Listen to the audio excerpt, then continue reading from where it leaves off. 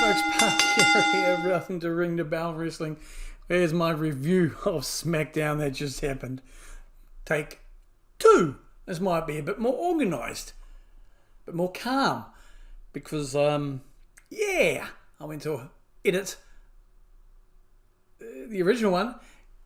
Just checking now. Yeah, kind of muted the microphone, so I hope this works. Anyway, let's get stuck into today's Smackdown.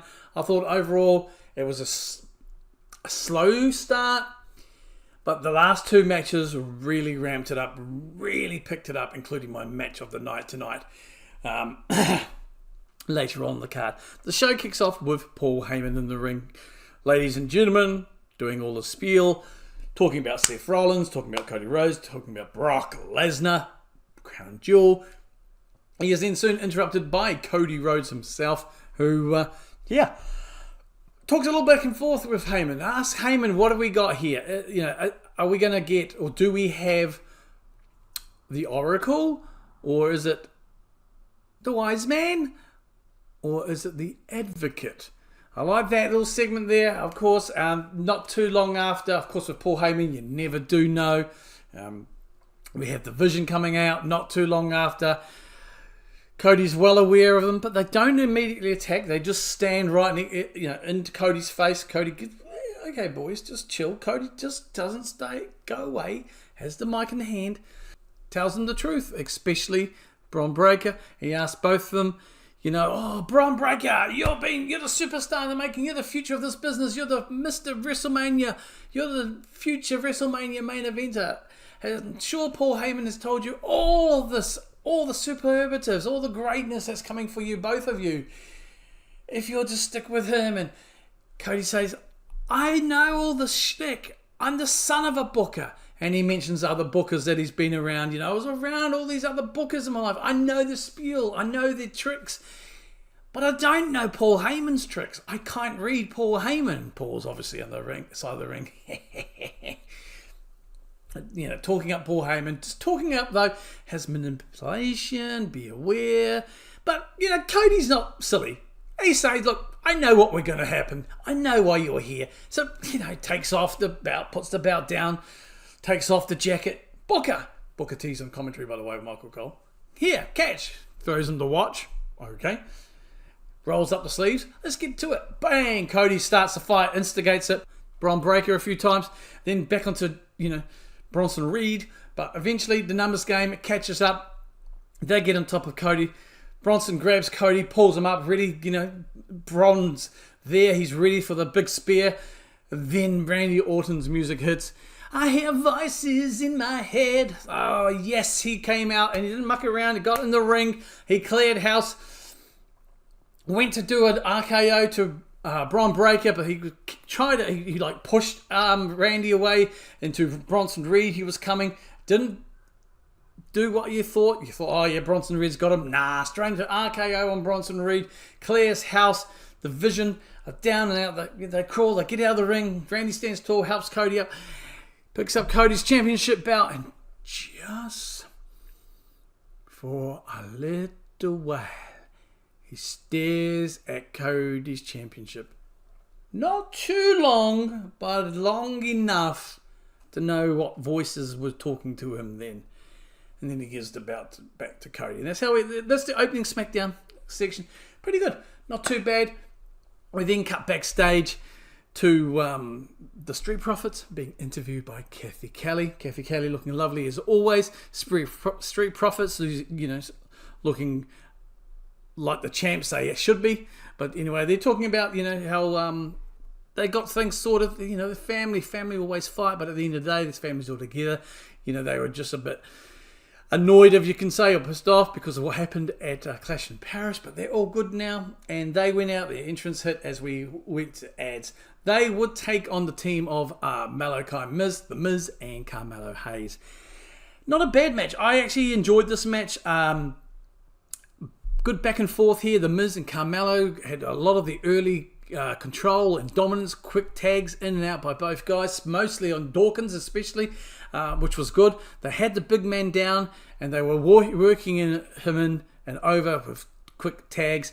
Eventually, a little bit of a muck-up, of course. Dawkins is able to tag to Montez. Montez comes in, cleans house, and gets the momentum fully back on the Street Profits side. But heels being heels, they certainly soon, a little bit of shenanigans ensues. They kind of get the dominance again, start to do it. Carmelo is the man in charge here. He's taking out the Street Profits. He's going up the top rope. He's going to go for the win here. He's going for it. It's the win. You know, if he hits this move, it's going to be over for the Street Profits. Miz tags himself in, looking for the glory again. Gets in the ring.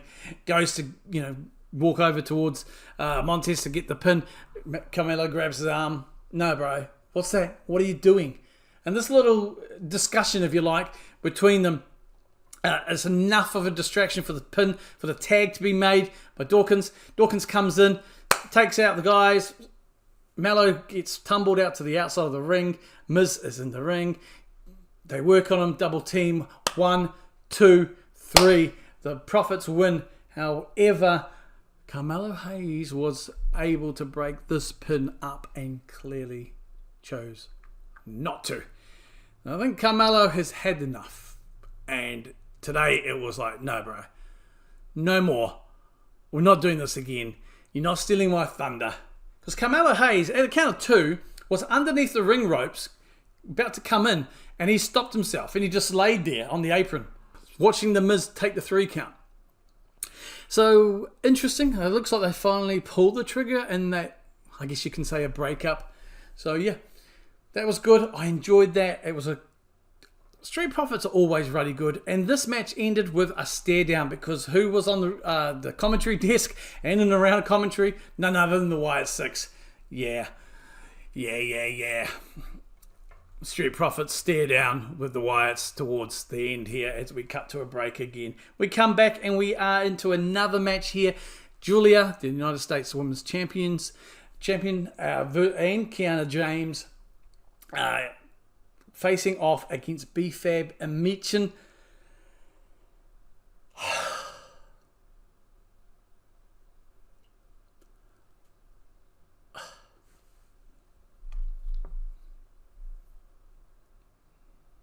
I didn't mind the match. It wasn't the best match. It wasn't... I've seen worse, and it's not a horrible match.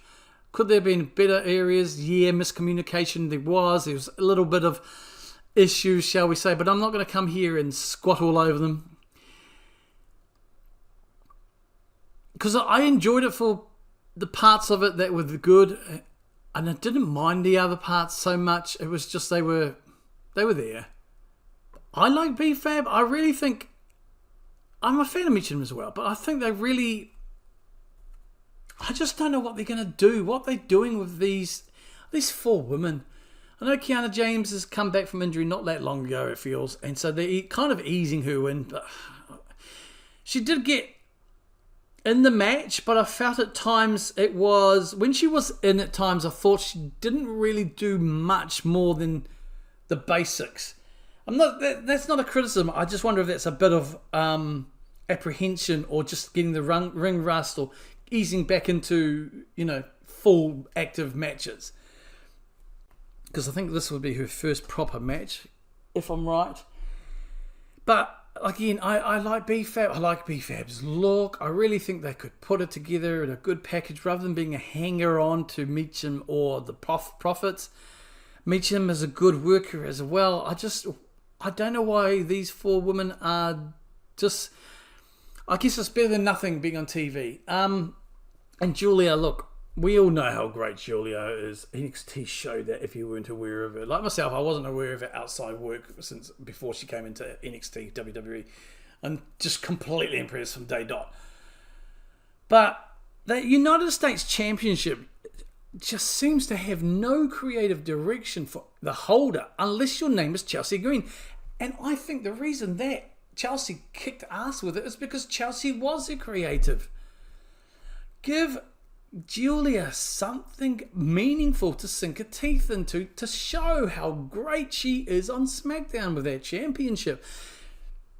I know this is a little tangent, I'm sorry, but I want to say it. I think it's very obvious how WWE creative views the United States Women's Championship by the fact that it was the only bout on Evolution that was not defended. The champion was in the Battle Royal, Giulia. Sort it out. There's so many talented women. And you can say the stuff for the uppercut, and I'll come into that as well. Just make a decision what you're going to do. My main issue, though, apart from all that, is just the crowd made it so obvious they did not give a damn about this match. It was dead. I've seen more activity in a morgue. The women were working their ass off and putting on a decent match. And I enjoyed it at times. There were some really good spots there. Like I said, B-Fab. I really am a fan of B-Fab. Not to mention, obviously, Giulia and Michin. They can all go. We know what they are capable of. But you don't give them enough time. It's just hard to get momentum with the crowd and storylines. Give them something. Give Giulia something. But the crowd clearly didn't give a shit. They were dead. The times when they were trying, Michin especially on their ring apron, trying to get the crowd going, it was just...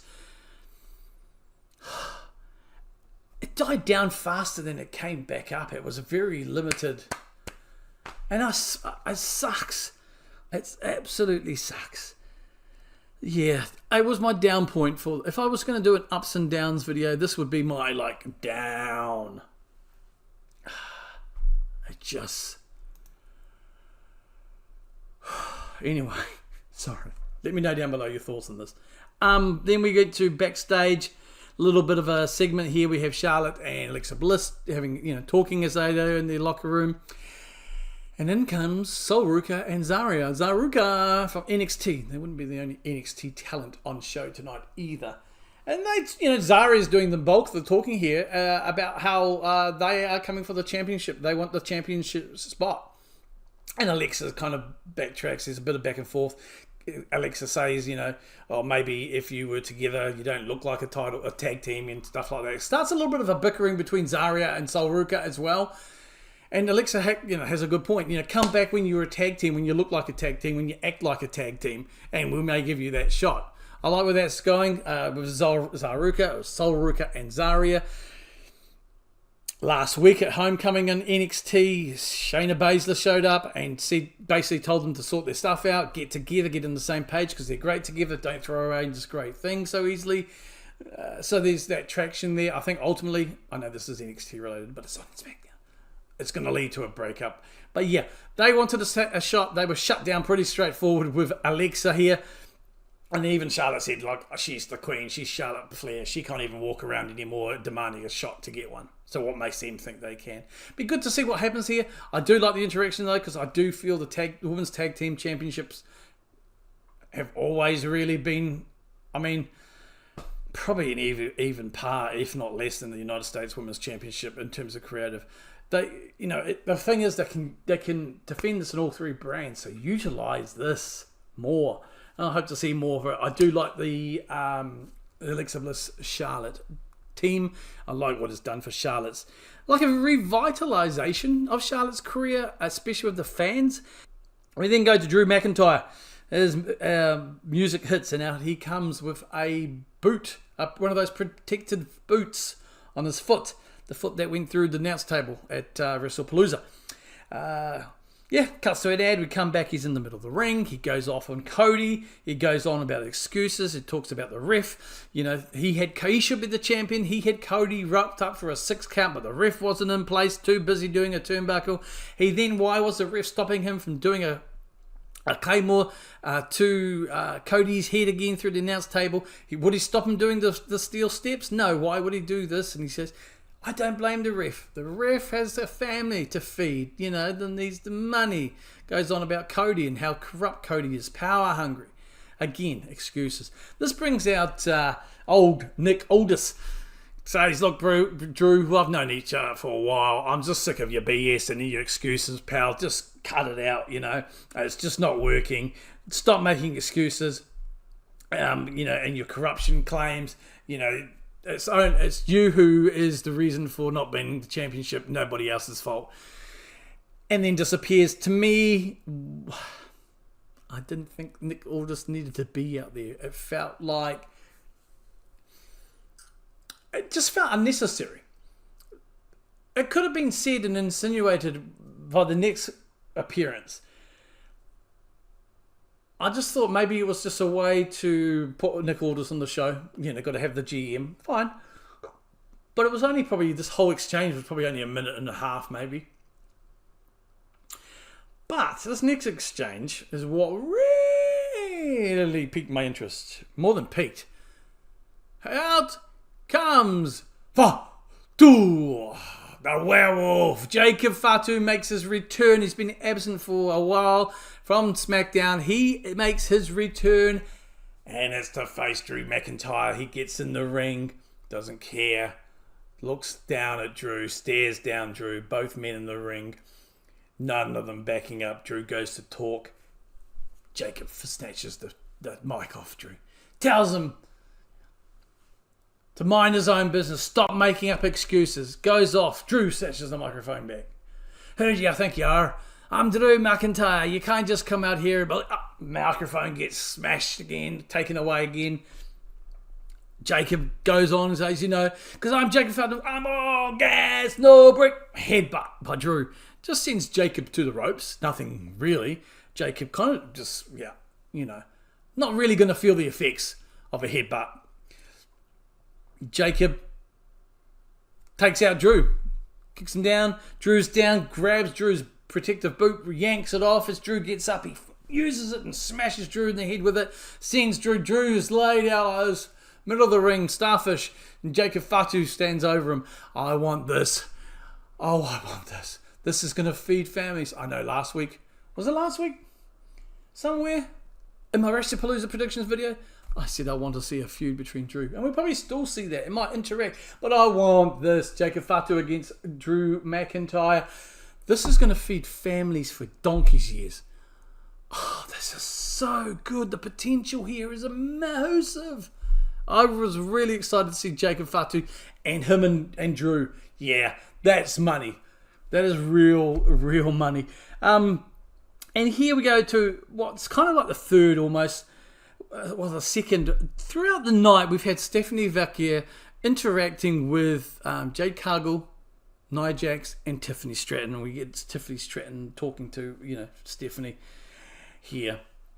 And it's quite good throughout the night how she, you know, engaged with both of the challengers and, of course, the champ here with the triple threat coming up. And I like that. It's a good way of promoting because, of course, Crown Jewel is in 2 weeks. We've already know that Seth versus Cody. And now, you know, Stephanie Vacquier, the champion from, well, basically Raw, stepping in here. And it's a good way to help promote the upcoming PLE as well. And adding a bit of interest in the upcoming triple threat. But boy, oh boy. Next up, my match of the night. And I probably... I'm going to... No, that's... We'll put that thought back in here because I think I was just going to go nuts with this. But this is clearly my match of the night. This match, Sami Zayn Open Challenge. And out comes NXT's Javon Evans. The 22-year-old superstar who, in my opinion, is going to be a megastar. Wow, this kid can go. If you haven't watched NXT, go and check it out just for him. Check out on YouTube or whatever the highlights. The first time I saw him a while back, last year sometime, oh my God, I was instantly excited for him. It just absolutely kills it. And goddamn, Javon, I'm sure they need ATC clearance for him when he gets in the matches because not only can he fly high, but he can get the distance. I don't think this image quite shows it clearly enough, but jeepers creepers, this kid is the megastar of the future in my opinion. And Sami always gets the best out of an opponent. He's one of the ultimate ring generals, you know. And these, look, I think this is to be the fourth open challenge that Sami Zayn's done. This is clearly the best match. I would actually go back and say this is the best match of Sami Zayn's 2025. Maybe. Kevin Owens, Sami. Sami Zayn's second best match of 2025. Really, just blown away. Javon, big fan. Josh Briggs was there too. Javon has a match with Josh Briggs tomorrow at No Mercy. I will be streaming that. So, little plug there. Yeah, so I was expecting shenanigans that never came. Sami Zayn attempted 3 Haluma kicks, only connecting with the one at the end, but previous 2 times, Javon was able to escape, but get out of the way. Just added to that and built to that anticipation. Javon obviously falling short, but I'll tell you what, there was a one spot there I thought he had him. Oh my God, it was a 1, 2, and I was ready for the 3, but never came. But yeah, Sami wins. And a great show of respect at the end from Sami and with Javon there, pointing to him, as he's trying to help him up. This kid has got such a bright future, and I'm going to forever be a fan of him. And that was my match of the night. Oh, boy. Whew. I tell you what, that was man, that was. I needed to catch a breath. I need to catch a breath now. Next one, main event time. Tiffy time. Well, we started with Jade Cargill. Jade came out first, followed by Nia, and then Tiffany Stratton. These 3 can always go. Look, I get the arguments that it's always these 3 or these 2 or with Tiffany. It's the hole that the WWE has dug themselves into for the top of the card because they've plugged Charlotte and Alexa into the tag team division. Chelsea Green's kind of been inserted with that tag team division with Alba Fire, obviously. But yeah, so Chelsea Green's wrapped up, and then we have the lower card. Obviously, we are looking and waiting for Bianca, but the hole that the WWE on Smackdown has dug themselves in is that we have Tiffany, Jade, and Nia floating around. We don't have anybody else because they've pushed them somewhere. Bianca will make a bit of a change when she comes back. Alexa and Charlotte, like I said, they're busy. Chelsea Green's the only other one I wouldn't mind seeing Chelsea. So Chelsea, Charlotte, Alexa, let's add in Bianca. There's 4 other women there who are at the moment busy elsewhere. And I'm not going to say anything else because I get it. I get the arguments. I felt it myself, but I really do enjoy Nia Jax, Jade Cargill, and Tiffany. This match was great. Tiffany, for someone who I think it's 4 years, quote me if I'm wrong, and may even be pushing on 5, but someone who has been in the WWE for such a short time, or wrestling, not just the E, just amazing. Continued improvement, miles, leaps and bounds ahead. And a lot of that is obviously, working with Nia. Nia does such a great job there. Taunting the fans, giving them the bird, healing it up, but just doing what she needs to do, knows her role and does it so well. Since Nia Jax's return to the WWE, she has been absolutely fantastic. And Jade Cargill is making, again, leaps and bounds. She's making so much improvement, and it's great to see. I think Jade Cargill is a future champion. It's just not yet, and I'm glad they're not rushing her because I think it could be an almost sink and swim situation where she sinks because she's not quite ready. I'll be ready when it happens, but I enjoyed Jade. I like the look, I like her moves. She's not all there yet, but she's making strides big time. Tiffany, go back to the tip. There's a reason she's a champion. And the reason she's probably I think they had a stat. She's the 4th longest reigning champion, of WWE Women's Champion of all time for this championship. And she's the longest reigning champion of 2025, undefeated. And she's probably been the most active champion. And I love watching Tiffany. I prefer her as a heel, but I'm enjoying her face work. I'm enjoying what she's doing. I enjoy her in-ring work combined with Nia. I'm not going to pick this match apart. You can pick anything apart and go, oh, that was a bit sloppy, or that was a bit off. Who cares? I did have a concern, though. Fairly early in the match, Nia and Jade are on the outside. Tiffany's coming to do a move. I think she's going to go over the ropes or through the ropes and then, be caught by Jade. Now, I think she's either clipped or fell short a little bit. I think she's clipped the top rope and it's kind of dragged her back and pulled her down.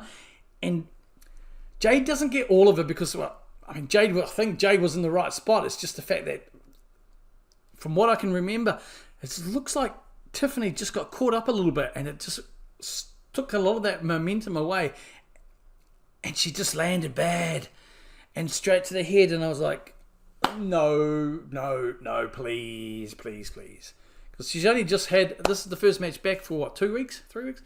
Gosh, time. And we know that, it was rumored concussion or injury, and you always worry about it, but she seemed to shake it off. It seemed to be okay. Match continued, a great match towards the end. Jade Cargill was busted open. She gets right in the cameraman's face later too, blood streaming down. Oh, yeah. Great match. I don't know what the ref was doing here. I'll try and insert a picture. I'm not sure about videos yet. I think live I counted 1, 2, 3 and I went nuts. Yes. And then all of a sudden it was like, huh? What? Why are you putting me? Why are you doing this? What's going on? Tiffany's doing another moonsault and goes for 1, 2, 3 wins. And I'm just like a little bit confused. Because I counted 3. I heard 3. 1, 2, 3. Looking at the replay, especially on X, thank you, clips. It looks like she came down and the 3, it was the forearm in the end. Didn't put the hand down. I think it was a missed kick out. I don't know. I don't think we'll ever really know what should have happened here. I think they should have. It looked bad. And I thought it was, like I said, I thought it was a win. I thought it was over. And I was a bit confused momentarily why Tiffany was still attacking again and then went for it. It wasn't the immediate. Because, even the ref come up and 2. And so, what? Hang on, it was 3. But, yeah. I think it was a missed kick out. Will we even know? Who knows? But it is what it is. Jade out on the ring. Nia taking the pin from Tiffany. Tiffany wins 1, 2, 3, 4, 5, 6 if you want to count the other one. But yeah, it looked like the hand came down and she went, the arm hit the mat for the ref, which to me looking like that, it looks like there was supposed to have been a kick out of that stage, so it was a near fall. But anyway, the result stands. The right result happened in my opinion. Tiffany Stratton won. And out comes Stephanie Vaquer, and we go off the air, ladies and gentlemen, boys and girls, with the stare down, crown jewel. Stephanie Vaquer versus Tiffany Stratton for the crown jewel championship. So the ring, bout. Looking forward to that. That was a good Smackdown. A bit slow in the start. The down part about the women's tag there. And the crowd would just... But yeah. A solid show. A really solid show. I enjoyed it. And that'll be it. That's my thoughts and opinions. Get down below in the comments. Let me know what you thought of Smackdown. We'll be live tomorrow for No Mercy. Until next time, take care of yourselves and each other. I am Park Kara for Ring the Bell Wrestling. Ring the bell!